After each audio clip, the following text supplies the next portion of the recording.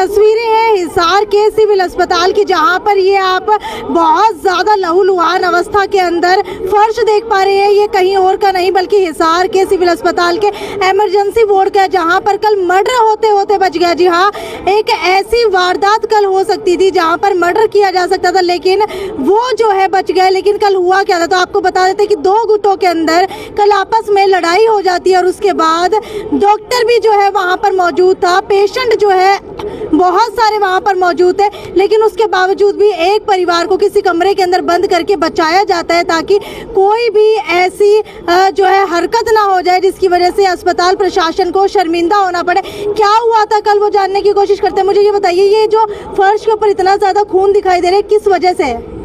दो गुटों का झगड़ा था और हमारे डॉक्टर ड्यूटी पे तैनात थे, काम कर रहे थे, नियमित काम करते हैं, अच्छा काम करते हैं।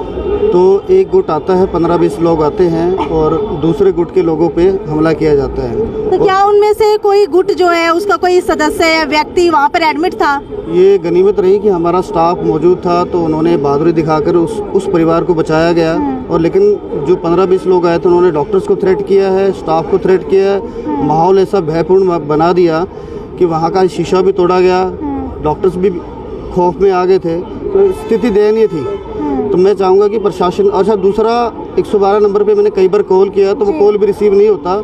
एक बार रिसीव हुआ, उसके बाद टीम आई है, ठीक है, हमारे डॉक्टर्स ने और स्टाफ ने जान पे खेल के उन लोगों की जान भी बचाई है। पर ऐसा भयपूर्ण माहौल मेरी ज़िंदगी में मतलब मैंने आज तक सुना नहीं था। लेकिन मेरे डॉक्टर का फ़ोन आया, बीइंग ए प्रेसिडेंट एससीएमएस, तो मुझको फ़ोन आता है तो फिर मैं 112 फ़ोन करता हूँ। 10 बार फ़ोन करने के बाद एक कॉल रिसीव होता है, तब जाके पीसीआर आती। तब तक तो माहौल बदल चुका था।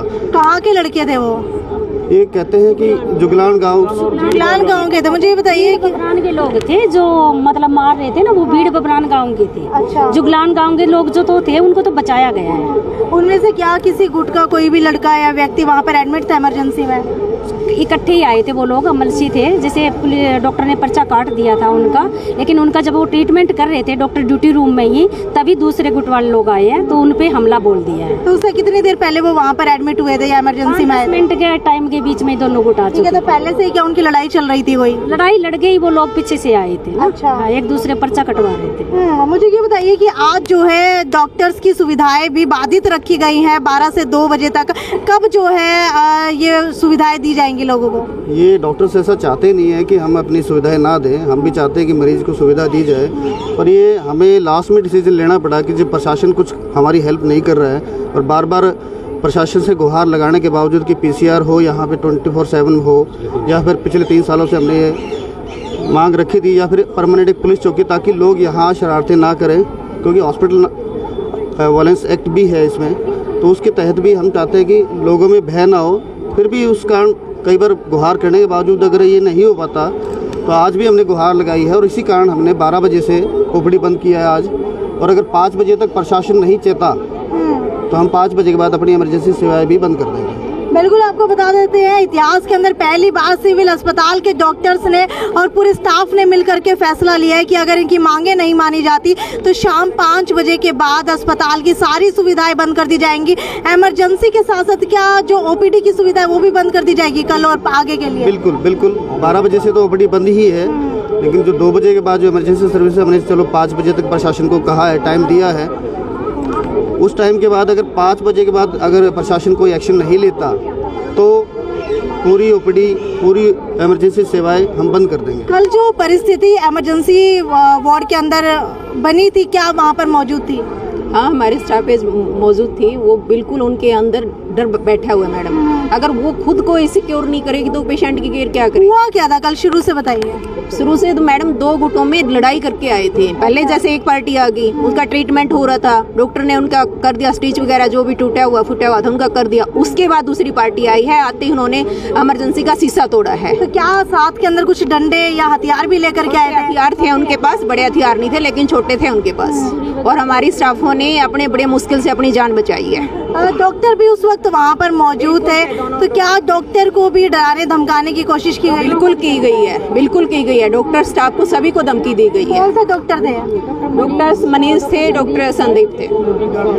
उसके और हमारा सिक्योरिटी गार्ड को थप्पड़ मारा है। इमरजेंसी का एक 4 क्लास है, उसका थप्पड़ मारा गया है। अच्छा, ये आप लोग देख सकते हैं। मुझे बताइए, इमरजेंसी के 4th क्लास के थप्पड़ भी मारा गया है, कौन था वो? सर संजय नाम का लड़का है, जुगलान गांव से है। हमारी तो मजबूरी है क्लास 4 की शिफ्ट की, कि हम किसी मरीज ने थोड़ा दम कह दे तो हमारे पर दबाव आ जाता है। तो हम क्यों ऐसा काम करें? तो फिर डॉक्टर पे चढ़ेंगे और हमारे पे तो चढ़े रहे, फिर डॉक्टर पे चढ़ जाएंगे। हमारे ना बिल्कुल गलत न्याय हो रहा है, हमारी ड्यूटी करना आराम हो रहा है। कितनी ज्यादा दिक्कतें आ रही है? मैडम बहुत ज़्यादा दिक्कत आ रही है। अगर हम अपने आप को सेफ नहीं महसूस कर रहे हैं तो पेशेंट की केयर कैसे करेंगे? अच्छा, मुझे ये बताइए कि अगर कल की बात की जाए तो कल जब 2 गुटों के अंदर हमला किया गया तो उसके बाद पुलिस प्रशासन लगभग कितनी देर बाद पहुंचा या आया ही नहीं? पुलिस प्रशासन जो हमें बताया गया है लगभग 1 बजे के आसपास 8-10 कॉल करने के बाद 12 बजे इंसिडेंस हुआ था और 1 बजे पुलिस प्रशासन यहाँ पहुँचा है और अपनी खाना पूर्ति करके वापस चले गए। अच्छा, कुछ और भी स्टाफ मेंबर्स यहाँ पर मौजूद है। मुझे ये बताइए, कल जिस तरीके की ये स्थिति सिविल अस्पताल के अंदर बनी थी, क्या आप अपने आप को महफूज फील कर पाएंगे आगे? महसूस तो हमें बहुत ज़्यादा फील कर रहे हैं। जो पहले में आता है कर्मचारी, वो गेट पर सिक्योरिटी गार्ड क्लास 4 आता है सी पर, डॉक्टर के पास तो बाद में जाता है। सबसे पहला मराती सिक्योरिटी गार्ड है क्लास 4 सी पर की।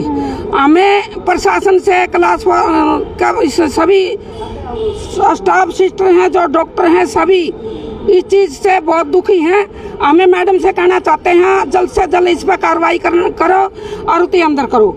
आज हमें जब अपना आप में सुविधा नहीं मिल रही है, नहीं तो डॉक्टर नहीं है, ड्यूटी करेंगे तो 5 बजे के बाद कोई यहाँ क्लास 4 सी पर सिक्योरिटी गार्ड को बताइए, वार्ड अटेंडेंट आप लगभग ऐसी मामले जो है सिविल अस्पताल के अंदर आते रहते हैं, क्या कभी इससे पहले ऐसा मामला हुआ है? लगभग रोज होते हैं जी, क्लास 4 के साथ, कभी डॉक्टर के साथ, कभी किसी के साथ रोज होता है जी। मतलब मोस्टली है ना, दूसरे तीसरे दिन ये घटनाएं घट जाती है जी। धमकी दे के चले जाते हैं, पेशेंट धमकी दे के चले जाते हैं। सबसे ज्यादा कुछ समय पहले भी पेशेंट कोई एडमिट था, शायद वो शराब पी करके आ गया था वार्ड के अंदर। कुछ दिन पहले ऐसी भी कोई हालात बने थे? शायद ये मेरे नॉलेज में नहीं है, लेकिन हो जाता है जी। शराब पी के भी मोस्टली आ जाते हैं और पेशेंट के साथ वाले वो भी शराब पी के आते हैं। आपको बता देते हैं कि 12 से 2 बजे तक सिविल अस्पताल की सुविधाएं बाधित रखी गई हैं। वहीं अगर बात की जाए इनके मामले के अंदर संज्ञान नहीं लिया जाता शाम के 5 बजे तक, तो उसके बाद सिविल अस्पताल की सारी सुविधाएं बाधित कर दी जाएंगी। और अब देखने वाली बात यह है कि जो कल इतना बड़ा हंगामा हुआ, कल जो पूरे सिविल अस्पताल के प्रशासन के ऊपर सवाल उठने लगे हैं, पूरे सिविल अस्पताल के स्टाफ की जो कहीं ना कहीं जान माल की हानि हो सकती थी, उससे कहीं ना कहीं बचाव हो गया। लेकिन आने वाले समय के अंदर उससे कैसे बचा जा सकता है, इसके लिए जो है सिविल अस्पताल के प्रशासन को कड़े कदम उठाने की ज़रूरत है। और सिक्योरिटी के लिए काफ़ी ज़्यादा जो है डिमांड यहाँ पर की जा रही है। सिविल अस्पताल के इमरजेंसी वार्ड के बाहर पुलिसकर्मी तैनात होने की मांगे की जा रही हैं। सिविल अस्पताल के अंदर जो है कहीं ना कहीं जो है पुलिस स्टेशन बनाने की मांगे की जा रही हैं। खैर, वीडियो को ज़्यादा से ज़्यादा शेयर करते रहिए। और आपको क्या लगता है, जो लगातार हिसार के अंदर क्राइम बढ़ता जा रहा है, अब सिविल अस्पताल भी इससे कहीं ना कहीं अछूता नहीं रहा जो कल की वारदात हुई है। वीडियो को शेयर करना ना भूलिए। और कौन थे वो गुट, उसे जो है पुलिस बाकायदा ढूंढने की कोशिश कर रही है। और उसके बाद क्या जो है बड़ा संज्ञान लिया जाता है इस मामले के अंदर, वो देखने वाली बात होगी। क्या 5 बजे तक अगर इनके मामले के अंदर संज्ञान नहीं लिया जाता तो आने वाले समय के अंदर सिविल अस्पताल क्या कभी भी नहीं खुलेगा? सारी सुविधाएं जो है क्या आम जनता के लिए वो बाधित हो जाएंगी? यदि साक्षी सोनी की रिपोर्ट हिसार के सिविल अस्पताल से। नमस्कार।